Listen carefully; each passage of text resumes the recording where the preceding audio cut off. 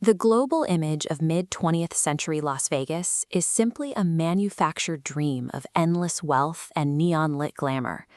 Behind that bright facade, Black workers provided the essential labor, the intellectual capital, and the lifeblood that built modern casino empires. Yet, those same workers were strictly confined by segregation to the historic West Side. There were rare, vital exceptions. When it opened in 1955, the Moulin Rouge stood as the nation's first fully integrated luxury casino resort. It operated as a sanctuary where global superstars like Sammy Davis Jr., Nat King Cole, and Frank Sinatra could perform and mingle freely until dawn, breaking the social barriers that the rest of the city still enforced. Because these integrated spaces were few and far between, the Black community recognized a hard truth. They could not rely on the Strip for their survival. They had to build their own independent infrastructure from the ground up. In 1980, a successful local businessman named John Edmond took a major step toward that independence. He acquired a boarded-up remnant of the old Golden West Shopping Center on West Hellwins Avenue. Over the next year, Edmond leveraged his savings to transform that empty 10-acre lot into Nucleus Plaza. It became the thriving commercial cornerstone of the West Side, housing grocery stores, local clothing shops, professional services, and the local NAACP headquarters. Then came April 30, 1992. Decades of systemic pressures and economic disparities finally boiled over in the wake of the Rodney King verdict in Los Angeles, erupting into the West Las Vegas riots. During the unrest, a firebomb was thrown directly into the market on Edmond's property, and catastrophic fires rapidly consumed major portions of Nucleus Plaza, reducing the pride of the West Side to smoking ruins. Outside economic forces looked at the destruction and immediately predicted the permanent demise of the center and the neighborhood. They were wrong. The West Side survived the flames because its true foundation was an invisible, fireproof network built decades earlier by a generation of visionaries. Understanding how this community weathered the storm requires looking at three core survival mechanisms. The first was securing total control over their own narrative. Ramon Savoy and Ed Brown understood that mainstream media routinely ignored their neighborhoods. Together, they drove the success of the Las Vegas Sentinel Voice, utilizing Nevada's only African-American-owned newspaper to report unvarnished truths. This publication created a weekly town square in print. By tracking civil rights legislation, local high school achievements, and economic data, they kept the community deeply organized and informed. On the airwaves, veteran journalist Patricia Cunningham established KCEP Radio as an essential platform. She used her Saturday morning broadcasting block to educate listeners, demand political accountability, and facilitate direct community dialogue.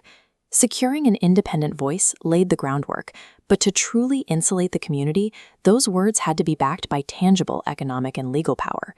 The residents of the West Side faced severe traditional booking voids and discriminatory logistical barriers. They needed an independent economic pipeline to bypass those roadblocks. A minority-owned firm called Ray and Ross Transportation provided a critical lifeline. During the height of the Cold War, they secured the primary contracts to safely ferry hundreds of Black workers out to the Nevada test site every single day, anchoring the economic stability of families across the city. That economic push was matched on the streets by fierce grassroots activism.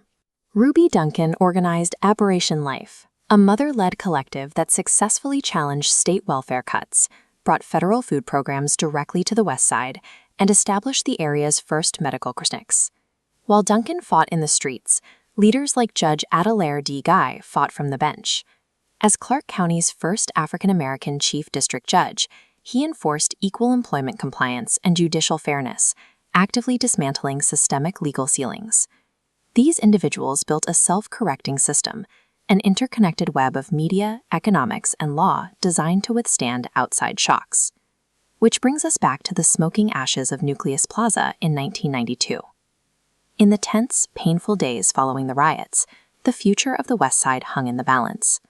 Rather than abandoning their home to the predicted economic collapse, John Edmond and legal trailblazer Richard R. Blue stood firm as unyielding guardians of the community. They immediately engineered plans to rebuild. When it was time for the grand reopening, Edmond and Blue made a calculated choice.